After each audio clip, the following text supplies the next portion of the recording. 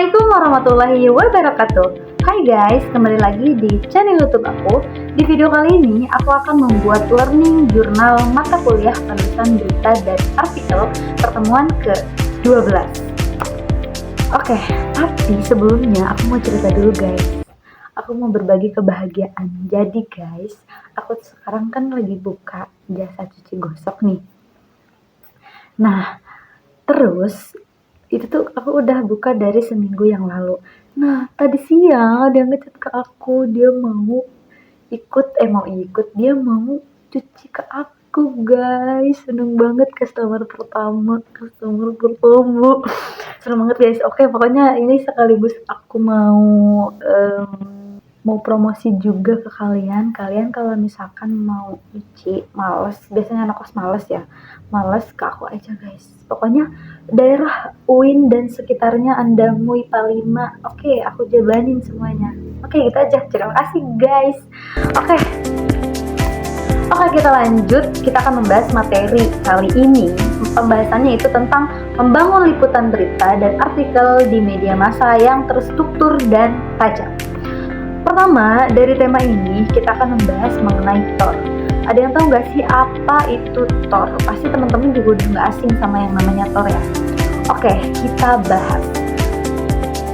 Prosedur penyusunan TOR, peliputan berita dan artikel ini.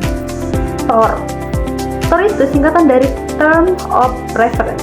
Dalam dunia jurnalistik adalah sebuah dokumen yang bekerja atau yang memuat kerangka acuan mengenai rencana liputan atau penulisan artikel jurnalistik. TOR ini menjelaskan tentang apa isu yang diangkat, kemudian mengapa isu tersebut penting, dan bagaimana metode penelitian yang dilakukan.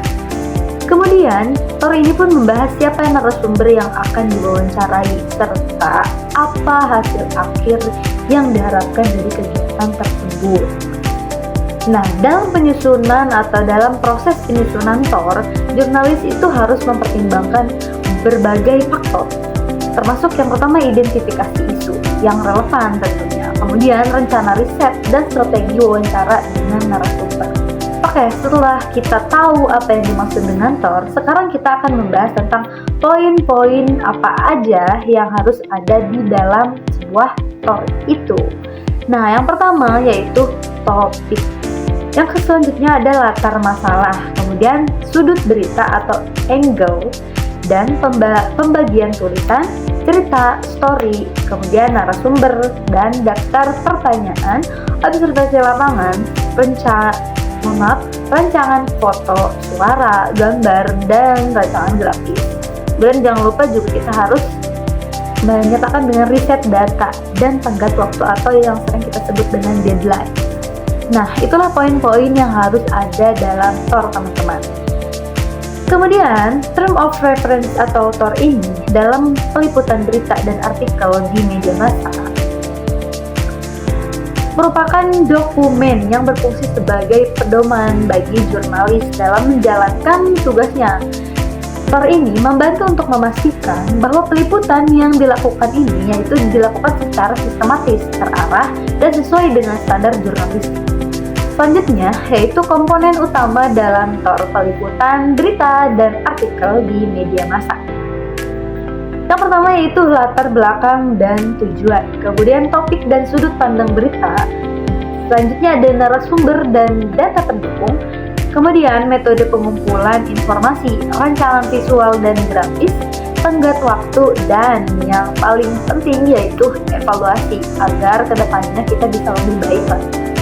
Selanjutnya itu ada faktor-faktor yang mempengaruhi keberhasilan dari TOR dalam peliputan. Nah, yang pertama yaitu kejelasan tujuan peliputan. Nah, tujuan yang akan diliput oleh kita ini dalam TOR itu harus jelas agar bisa menunjang untuk ke depan. Kemudian ruang lingkup dan fokus isu yang tepat. Selanjutnya ada ketersediaan data awal atau latar belakang yang kuat. Kemudian penentuan narasumber kunci yang akurat. Selanjutnya ada perencanaan waktu dan logistik yang matang. Kemudian ada kesesuaian dengan nilai-nilai berita. Dan ada juga koordinasi dan komunikasi dalam tim produksi. Dan terakhir ada evaluasi dan umpan balik dari peliputan sebelumnya. Selanjutnya yaitu upaya media massa untuk mengatasi hambatan dalam penyusunan dan pelaksanaan TOR. Yang pertama yaitu penyebaran informasi dan edukasi publik, dan kolaborasi dan diskusi publik, pemanfaatan teknologi dan inovasi digital, penekanan pada transparansi dan akuntabilitas, kemudian advokasi dan penguatan kebijakan. Selanjutnya ada penyesuaian strategi komunikasi. Oke teman-teman, mungkin hanya itu yang bisa aku sampaikan. Kurang dan lebihnya dari aku mohon dimaafkan. Terima kasih buat teman-teman yang udah nonton video aku dari awal sampai akhir meskipun ini hanya 5 menit. Tonton terus video aku dan jangan lupa like, comment, and subscribe agar kalian gak ketinggalan video aku selanjutnya. Terima kasih. Wassalamualaikum warahmatullahi wabarakatuh.